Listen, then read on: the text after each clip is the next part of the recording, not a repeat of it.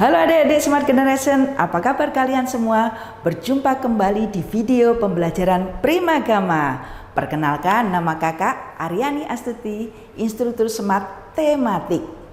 Pada video pembelajaran kali ini, kita akan membahas tema 9 yaitu menjelajah angkasa luar. Untuk lebih jelasnya, yuk kita simak video pembelajaran berikut ini.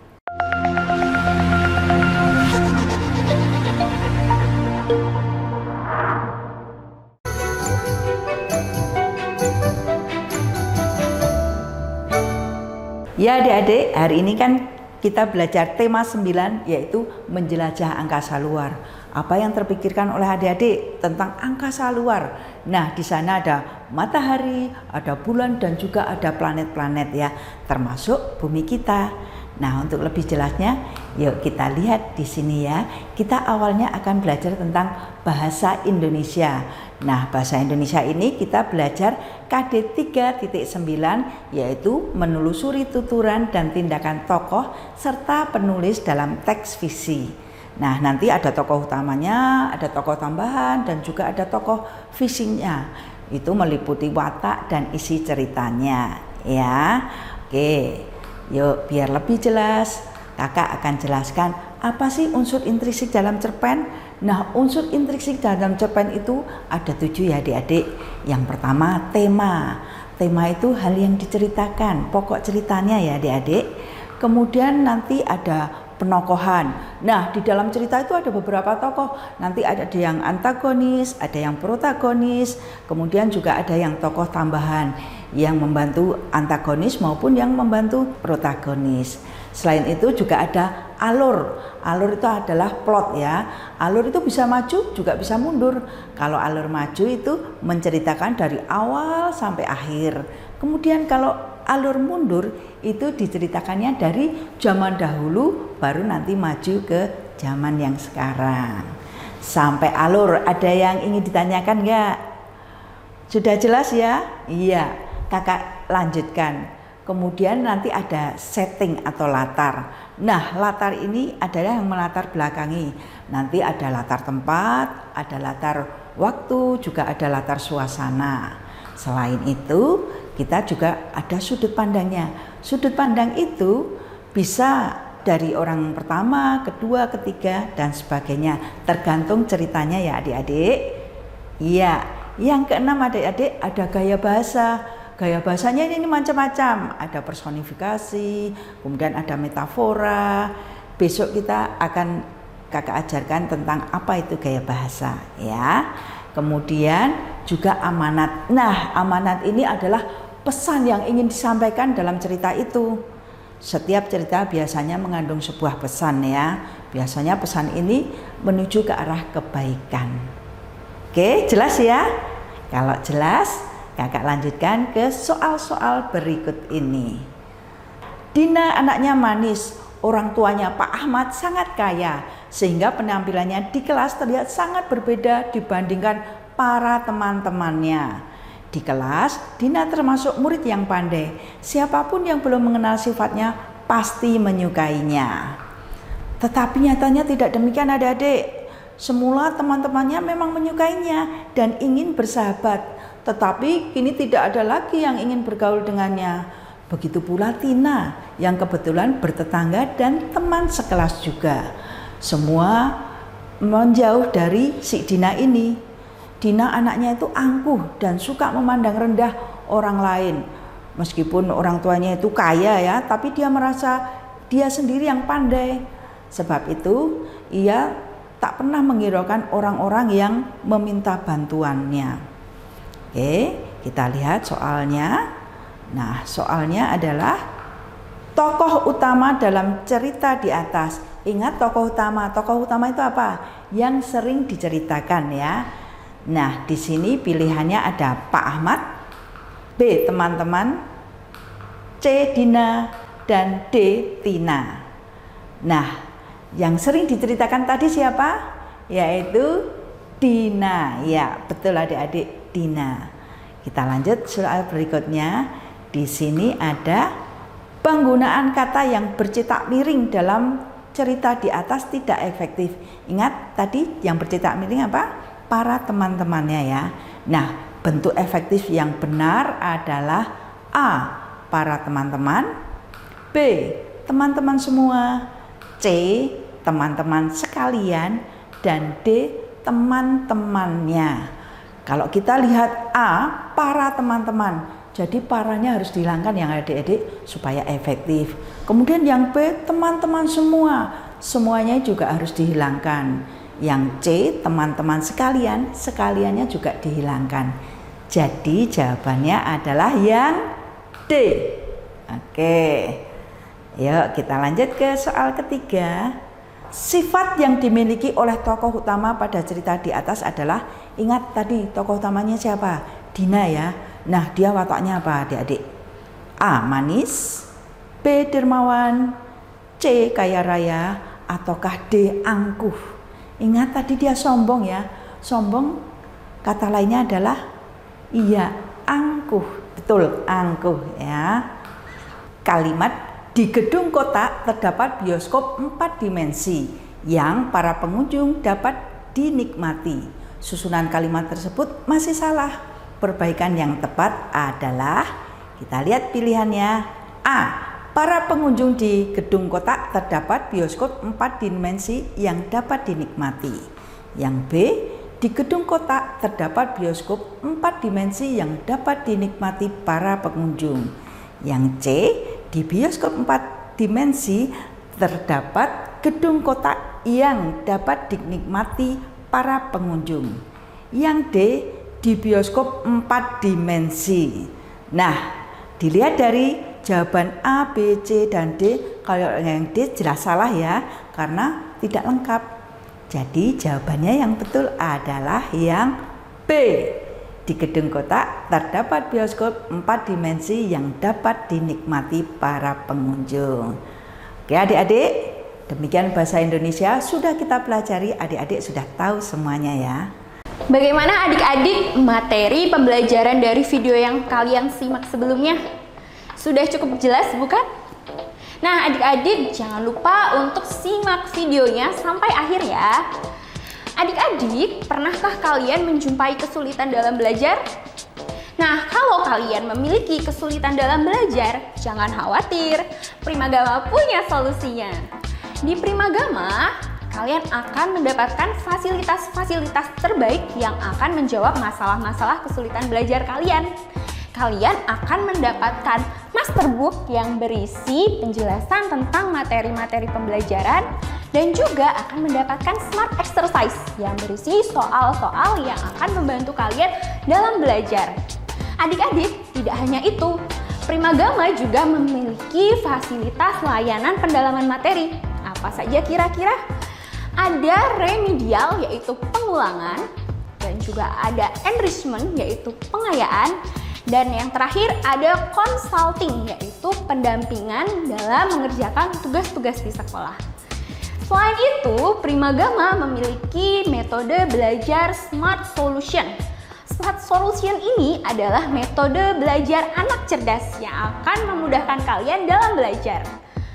Untuk kalian, adik-adik sekalian yang ada di jenjang SD, jangan lupa ya, ingat bahwa Primagama memiliki metode belajar tematik integratif yang sama seperti metode pembelajaran kalian di sekolah. Jadi ingat-ingat ya. Adik-adik, bagaimana ya caranya kalau kalian mau mendapatkan fasilitas-fasilitas terbaik dari Primagama? Nah, kalian cukup daftarkan diri kalian ke Primagama terdekat di kotamu. Mari wujudkan merdeka belajar bersama Primagama. Oke adik-adik, untuk melanjutkan materi tadi, kita simak yuk video lagi. Oke, kita lanjut ke IPA. Nah, IPA ini kita akan belajar menjelaskan sistem tata surya dan karakteristik anggota tata surya. Ada galaksi dan sistem tata surya, kemudian planet, terus perbedaan bumi dan bulan. Nah, biar jelas, kakak akan perlihatkan di sini ada tata surya. Nah, inilah gambar tata surya adik-adik. Nah, yang kuning besar itu adalah matahari. Kemudian selanjutnya ada Merkurius, kemudian Venus, bumi. Nah, bumi inilah tempat kita berpijak ya adik-adik, sekarang yang kita tempati. Kemudian ada Mars, yang warna merah itu ada planet Mars. Kemudian ada Jupiter, Saturnus, Uranus, dan Neptunus. Nah, planet-planet Jupiter, Saturnus, Uranus, dan Neptunus ini adalah planet luar. Sedangkan planet dalam itu meliputi ada Mars, Bumi, Venus, dan Merkurius yang dekat dengan matahari ya adik-adik. Oke, untuk lebih jelasnya kita masuk ke soal-soal. Nah, di sini ada soal permukaan bergerigi penuh dengan angin kencang dan badai debu yang dahsyat. Angin menyapu debu ke seluruh planet sehingga membuat warnanya merah. Ingat adik-adik, planet yang warnanya merah tadi apa? Ayo kita lihat dulu ya. Planet yang sesuai dengan ciri-ciri di atas adalah A. Venus, B. Jupiter, C. Mars, dan D. Merkurius. Nah, jawabannya adalah yang C. Mars, yang warnanya merah. Nah, ini kalau zaman dulu waktu Bu Ari masih SD ya, waktu itu kakak masih SD, itu Mars ini disebut juga dengan orang Jawa itu Joko Belek. Kenapa? Karena warnanya merah. Nah, soal yang kedua, gerakan bulan selain berputar pada porosnya, bulan juga bergerak mengelilingi bumi yang disebut revolusi bulan. Akibat revolusi bulan, bulan akan tampak berubah-ubah jika dilihat dari bumi yang disebut dengan fase bulan. Nah, di bawah ini yang tidak termasuk gerakan-gerakan yang dimiliki oleh bulan yaitu A. Berputar mengelilingi matahari, yang B. Berputar mengelilingi bumi, yang C. Berputar pada porosnya, ataukah yang D. Berputar mengelilingi Mars. Ingat, yang tidak termasuk gerakan-gerakan yang dimiliki bulan yaitu yang D. Bulan tidak akan pernah berputar mengelilingi Mars ya. Oke, kita lanjut. Nah, di sini Indonesia merupakan salah satu negara yang berada di garis khatulistiwa. Oleh karena itu, Indonesia mendapat A. Jarang mendapat sinar matahari. Yang B. Sinar matahari satu musim saja. Yang C. Sinar matahari sepanjang tahun. Ataukah yang D. Sinar matahari di saat kemarau. Nah, Indonesia ini sinar mataharinya bagaimana adik-adik? Iya, sinar mataharinya sepanjang tahun selalu ada. Ya, kita lanjut soal berikutnya. Rotasi bumi yaitu gerakan bumi berputar pada porosnya. Rotasi bumi mengakibatkan peristiwa-peristiwa terjadinya siang dan malam. Matahari terlihat terbit di timur dan tenggelam di barat. Terbit dan tenggelamnya matahari disebut gerak semu harian matahari.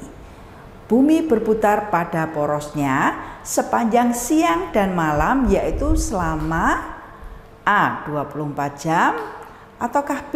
30 hari, C. 12 jam, ataukah D. 365 1/4 hari. Nah, jawabannya adalah ingat siang dan malam berarti berapa jam? 24 jam. Ya. Kita lanjutkan. Di sini rotasi bulan adalah perputaran bulan pada porosnya dari arah barat ke timur. Bulan membutuhkan waktu titik-titik untuk satu kali rotasi. Berapa ya adik-adik? Yang A 1 jam, yang B 1 hari, yang C 1 bulan, ataukah yang D 1 tahun? Nah, jawabannya adalah 1 hari.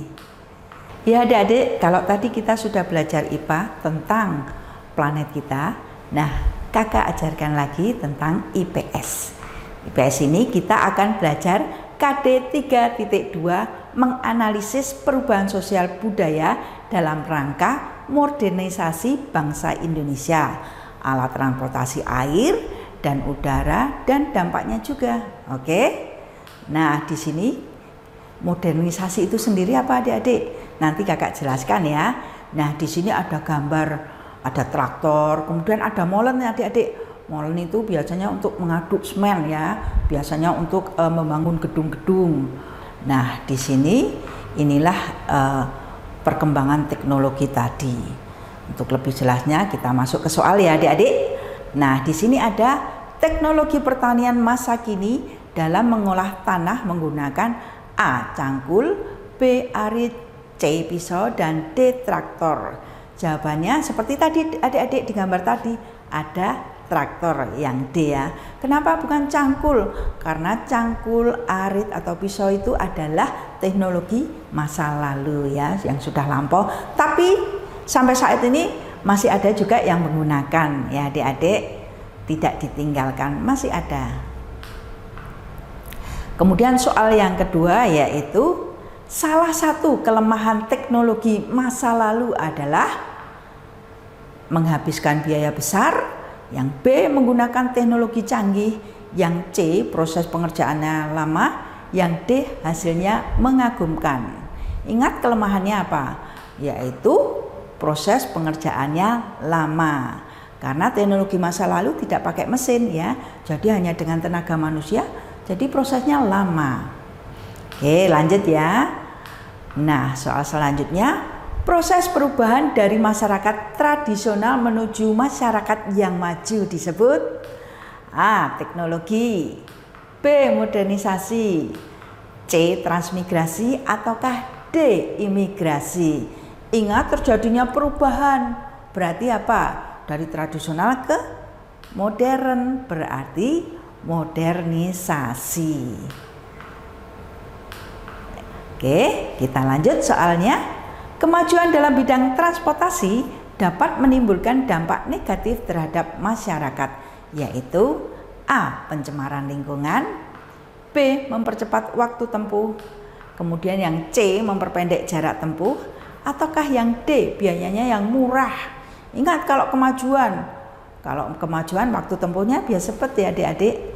Nah, berarti yang negatifnya adalah iya betul, pencemaran lingkungan. Karena apa? Polusi udaranya itu menyebabkan terjadinya pencemaran lingkungan ya.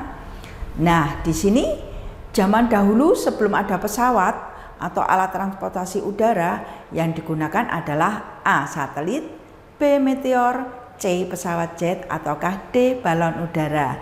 Di sini jawabannya adalah balon udara ya adik-adik.